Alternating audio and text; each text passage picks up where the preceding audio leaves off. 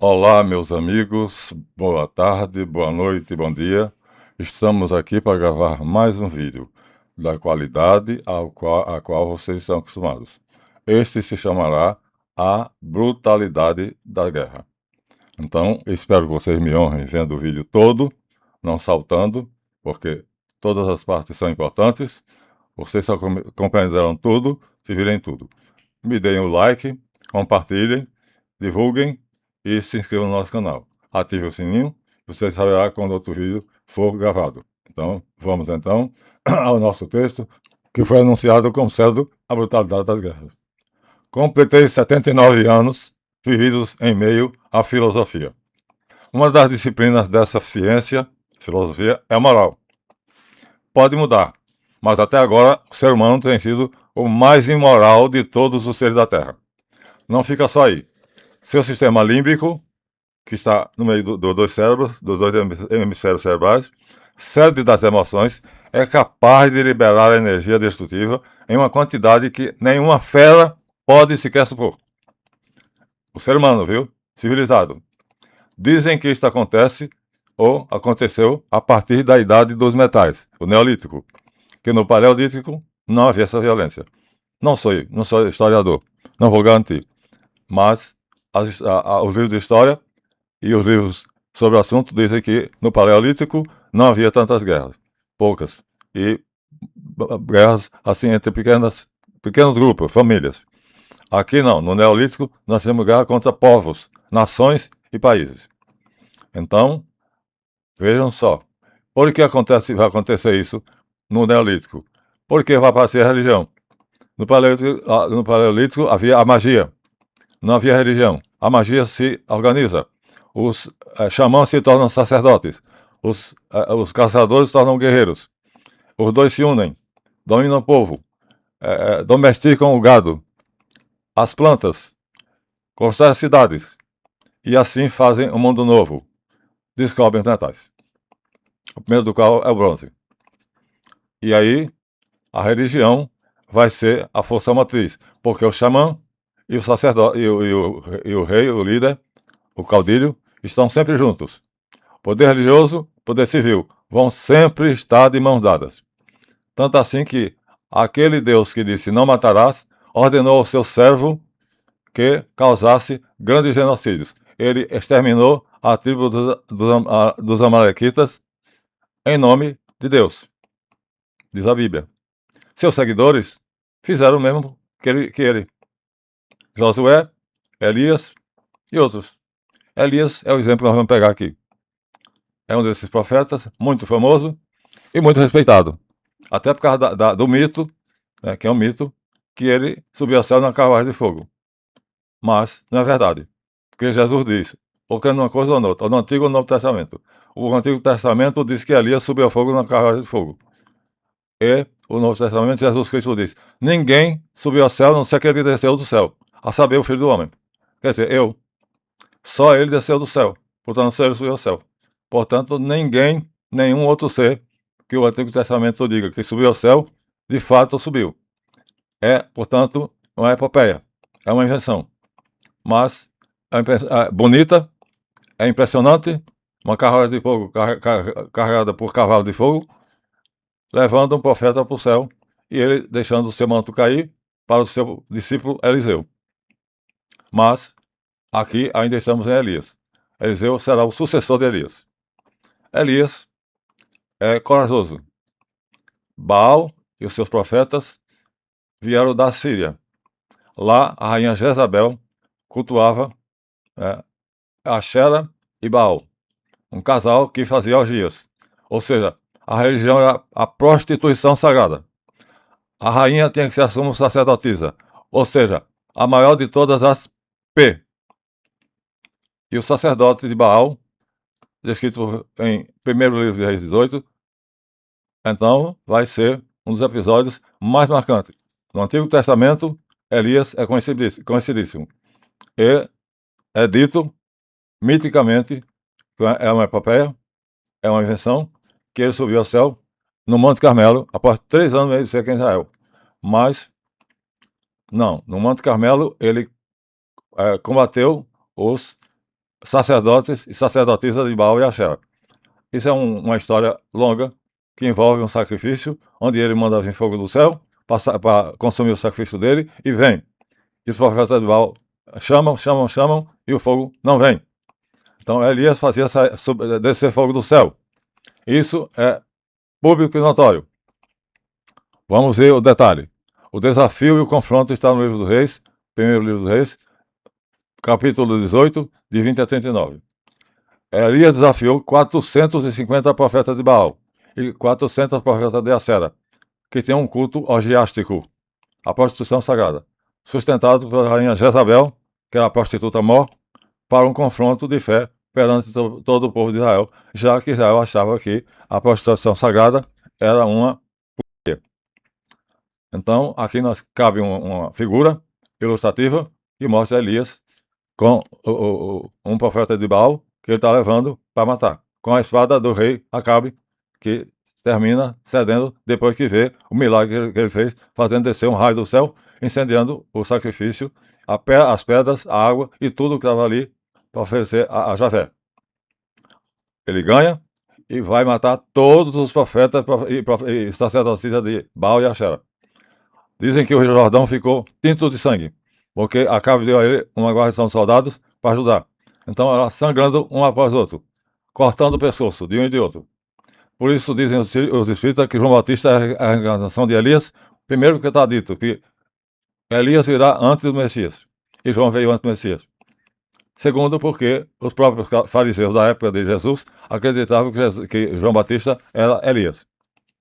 Terceiro, porque os escribas perguntaram a João: Tu és Elias reencarnado? Porque a profecia diz: virá aquele no espírito de Elias para preparar os caminhos do Senhor. Então, a ideia do espiritismo é que João Batista e Jocanã, ou Jocanã, é a reencarnação de Elias. Fica a critério de vocês acreditar ou não. João disse que não. Quando perguntado, és Elias? Ele não. Bom, agora vamos dar um salto para o futuro. Vamos sair do Antigo Testamento, vamos para o Novo. Vamos dar um salto. Chegamos ao Cristo, Jesus. O cristianismo foi perseguido antes de Constantino o Grande, mas depois do imperador Justiniano tornou-se perseguidor. É sempre assim. O perseguido, depois de se tornar mais forte, ele se torna perseguidor. No caso aqui, Constantino é quem acabou com as perseguições, pelo decreto de tolerância em 312 depois de Cristo. Depois de Cristo. Aqui já estamos depois de Cristo. E Justiniano fez o Código Justiniano, que faz com que todos que não sejam cristãos sejam perseguidos. É a lei. Se você não é cristão, no reino de Justiniano, no reino de Constantino, não. A tolerância religiosa existe. Constantino estabelece a tolerância religiosa através de um documento chamado Decreto de Tolerância, em 312. Por influência da mãe dele, que era cristã, Santa Helena. Mas Justiniano vai fazer um código que irá condenar a perseguição e até a morte, se determinadas situações acontecerem, quem não for cristão. Ou seja, o cristianismo passa de vítima a verdugo. E isto se estendeu durante toda a Idade Média. Toda a Idade Média. A Idade Média é marcada pelo ano 1000. Então, Cristo estava no ano 0, então vai até o ano 1000, exceto o período de Constantino. Os cristãos são perseguidos desde o nascimento de Jesus, a pregação, a crucificação, a ressurreição, que nós acreditamos, os cristãos, até o Edito de Tolerância, 312, por Constantino o Grande, que dizem, idiotamente, que fundou o cristianismo. Ora, Constantino era analfabeto em questão de cristianismo. Ele convocou um concílio em Nicéia para coordenar esse concílio. E quem fez o concílio foram os bispos. Ele apenas sentou no trono e ouviu. E no final assinou o documento, junto com 306 bispos. Assim está fundado o cristianismo, oficialmente. Religião do Estado, Constantino proclamou a religião do Estado, e Justiniano, posteriormente, deu ainda mais privilégios. E quem fosse cristão tinha um privilégio. O emprego público garantido. Quem não fosse é perseguido. As igrejas dos pagãos eram tomadas e dadas aos sacerdotes cristãos. E, durante a Idade Média, isso vai continuar. Os reis cristãos, a partir do ano 1000, passam a guerrear outros reis cristãos. Então, agora são cristãos contra cristãos. Já não há mais pagãos. Então, ainda há. Mas os poderosos não são os pagãos, são os cristãos. Então, os reis cristãos, nos seus castelos, com seus exércitos, com seus súditos, com seus vassalos, então vão armar exércitos e vão combater outro rei cristão. O grande motor desses reis, a grande motivação era ambição, terras, servos e mais poder. Isso, cristão, viu? Pode ser mais cristão? Pois é, assim era chamado. Vamos afundar na Idade Média. Vamos mais fundo.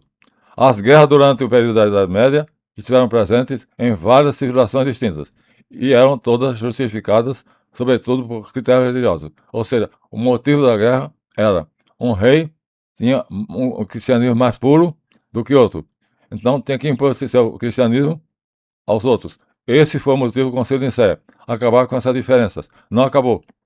Continuou havendo seitas. Então, na Idade Média, agora, quem queria decidir isso não era mais Constantino, eram os reis medievais. Os exércitos desses reis mesclaram táticas, técnicas e armas de combates herdados de outras culturas.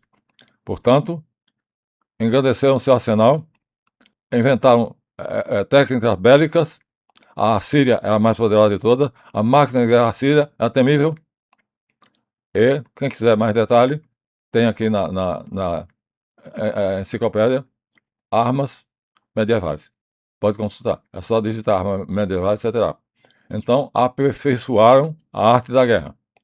Os cristãos, que eram pacíficos, Jesus pregou a paz. Então, não tem justificativa desses reis, então, se dedicarem à guerra e acharem que eles podem decidir o que já tinha ficado decidido no Concílio de Nicéia.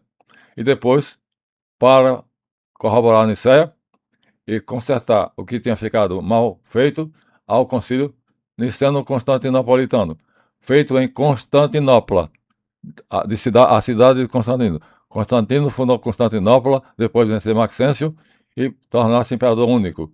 Ele e Maxêncio governavam juntos, um ao Oriente, outro ao Ocidente. Constantino governava Roma.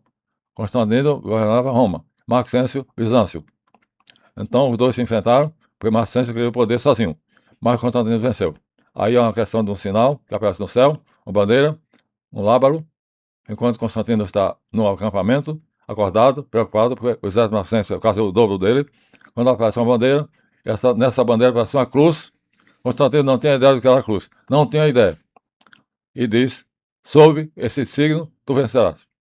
Constantino acorda os soldados, manda eles apagarem a águia romana dos escudos e pintar uma cruz, às festas de noite. Ou seja, em vez do soldado dormir, enquanto os soldados maxenses dormem, descansam para a batalha no dia seguinte, porque naquela época as batalhas tinham honra. Ou seja, os dois líderes determinavam onde seria a batalha, o campo de batalha, para não atingir as plantas, a lavoura e a população civil. Portanto, havia honra e era mais civilizada. Hoje não. De qualquer maneira, o que a Idade Média vai nos dar é um período que corresponde a uma estrutura militar aperfeiçoada dos impérios antigos, com capacidade de submeter e conquistar outros povos. É o objetivo. Então, o objetivo vai ser a guerra. As principais guerras travadas entre os reinos cristãos foram duas. A Guerra dos 100 Anos, que durou 100 anos, e a Guerra das Duas Rosas, entre duas casas, cujo símbolo era uma rosa. São as duas mais famosas. Na Idade Média. E o fato de serem cristãos não fazia com que os conflitos se amenizassem. Tinha a mesma crueldade do combate de Nabucodonosor, Nabopolassar, os assírios, caldeus, acádios e todos os outros povos. O caudilho mongol Gengis Khan, Átila Uno, tudo era igual. Na guerra, a brutalidade é a lei. Em todas as guerras, a brutalidade é a mesma, tanto na idade antiga quanto na moderna, e dizem que começou na idade metal, no Neolítico. No Paleolítico eram famílias. Aqui nós temos povos, nações. Então, isso fez com que se construísse na antiguidade os grandes impérios e na Idade Média os grandes reinos. Na Idade Antiga, fica aqui a figura, para vocês poderem ver. Nabucodonosor cerca Judá e derrota. Ou seja, derrota o rei Joaquim e toma Judá. Então, aqui está a figura em que Nabucodonosor está cercando Jerusalém. Nabucodonosor é o segundo, viu?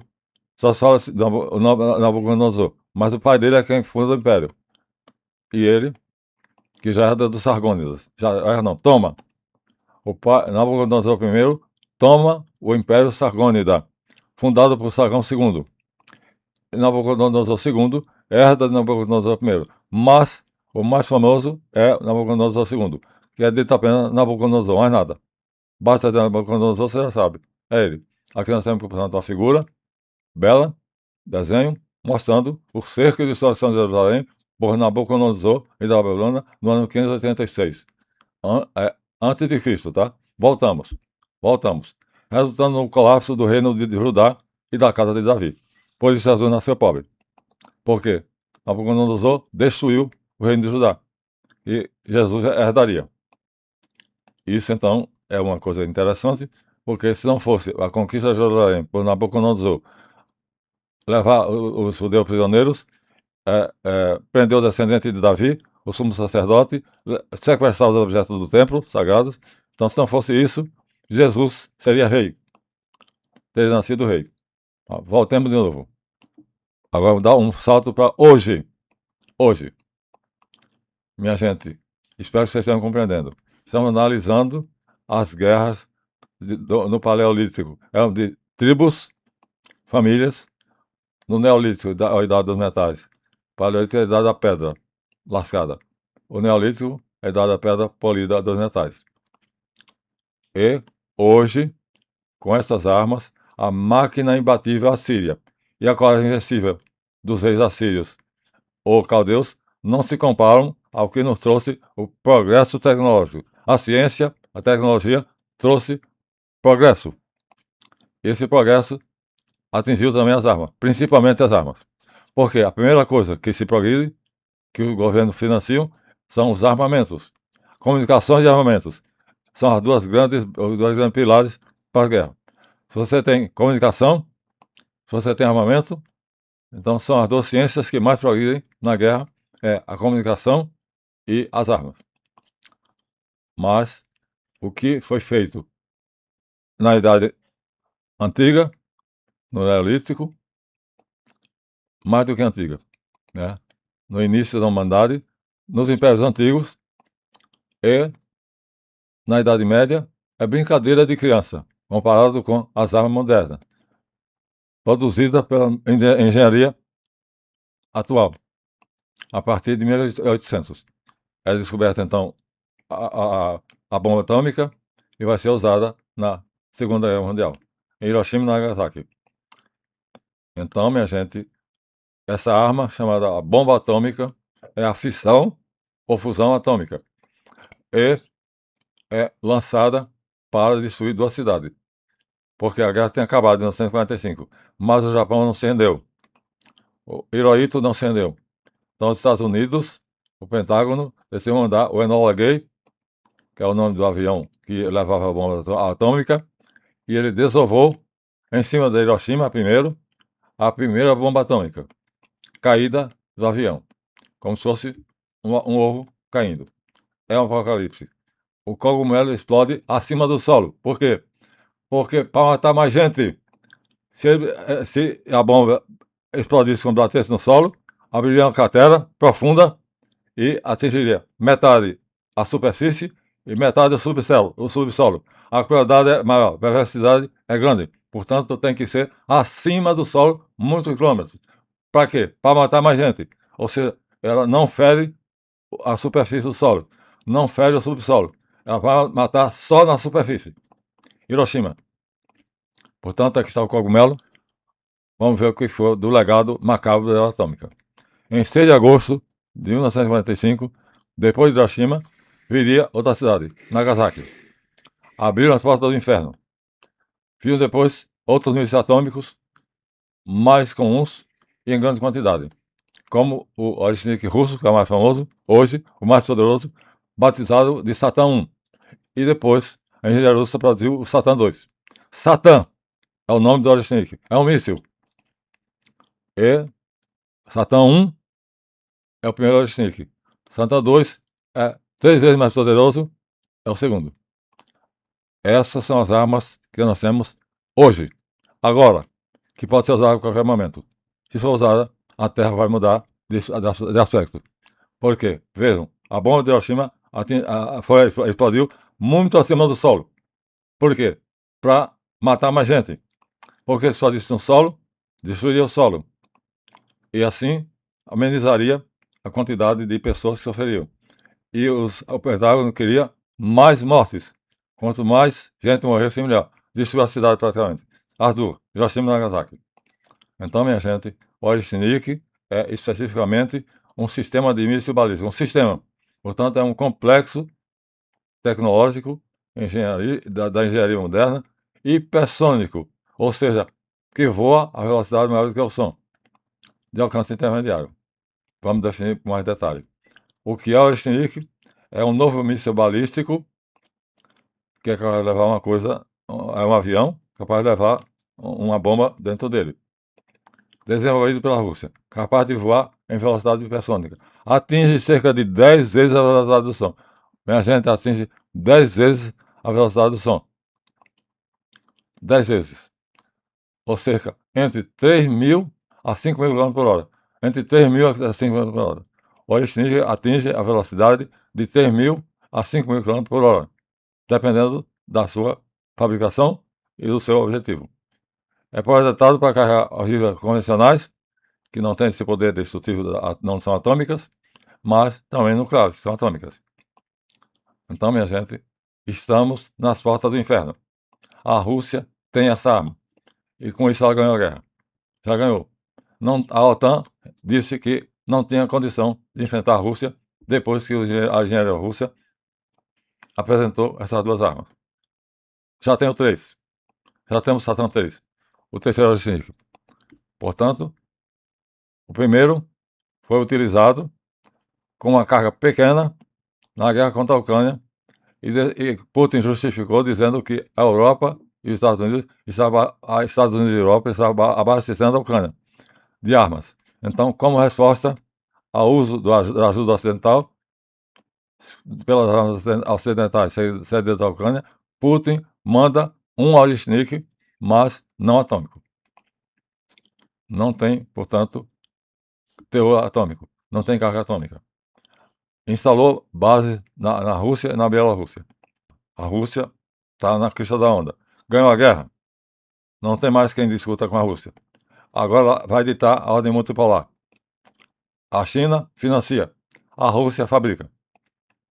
E o BRICS reuniu 5 países. BRICS é Brasil, Rússia, Índia, China e África do Sul. South Africa. Essa porque é South Africa, em inglês.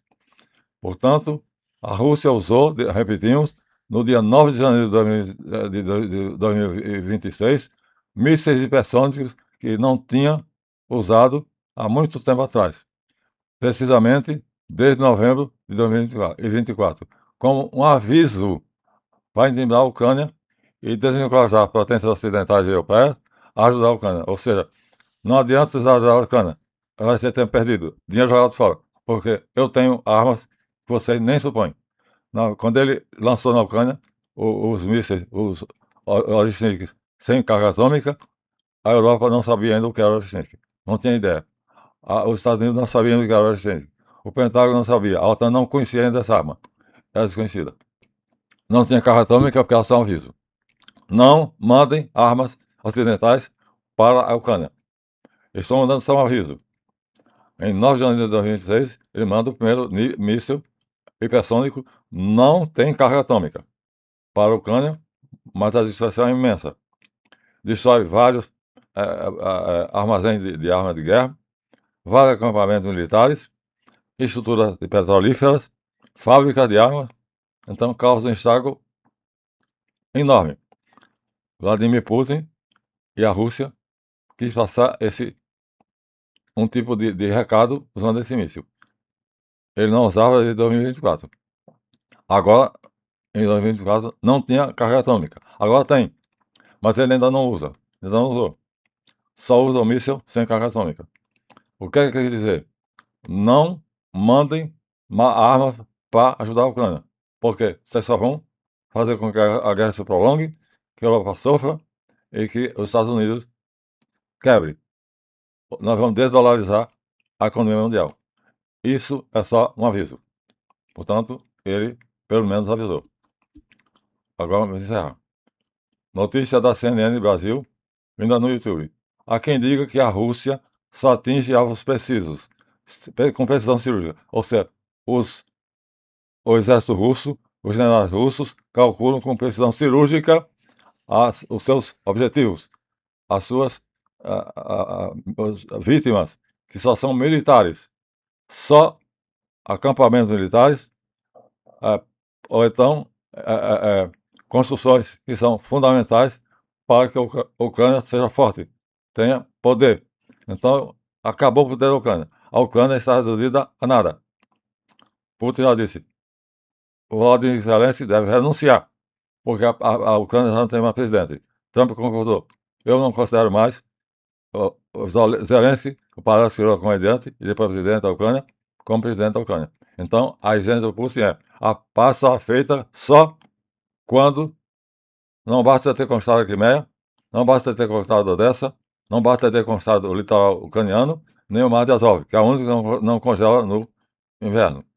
Eu quero que o Zelensky, o palhaço, renuncie, convoque eleições livres, convoque a imprensa internacional, uma força especial da ONU para garantir que tudo está sendo feito de maneira correta, ou seja, fiscalizado pela ONU e pelos repórteres, tudo coberto, a eleição coberta pelos repórteres do mundo inteiro. Então, age com precisão cirúrgica, atingindo só militares, aos militares, depósito de armas, hotéis onde são hospedados oficiais europeus, americanos. Então, eles são precisos, atingem exatamente só o que é militar. Os civis não são atingidos.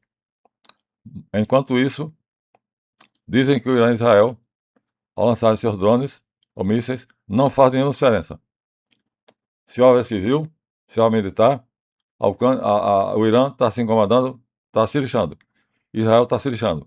Ou seja, você pode estar num bar no centro de Teherã, quando de repente um míssil ou um drone passa por sua cabeça, explode e você morre.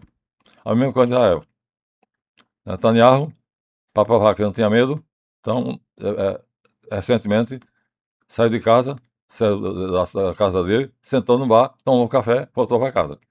Para dizer, eu, assim como os iranianos não têm medo, eles não têm morte. Nem Israel, nem Irã. Nenhum dos dois tem a morte.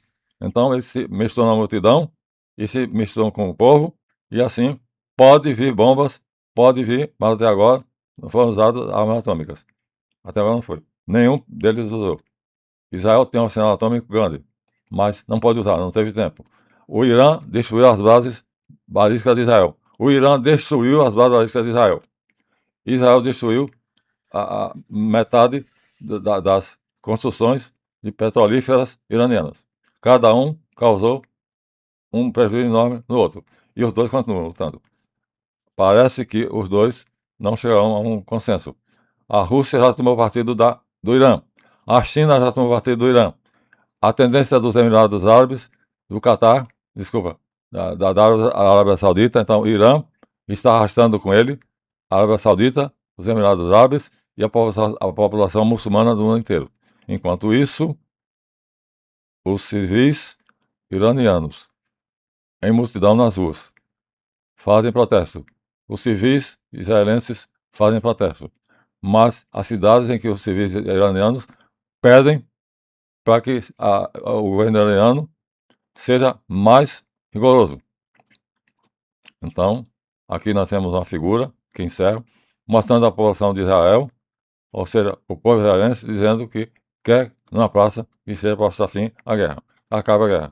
A bandeira israelense, branca e azul, com as 6 pontas, uma multidão protestando, pedindo o fim da guerra. Terminamos. Então, foi longo o vídeo, mas essa é a situação nossa hoje.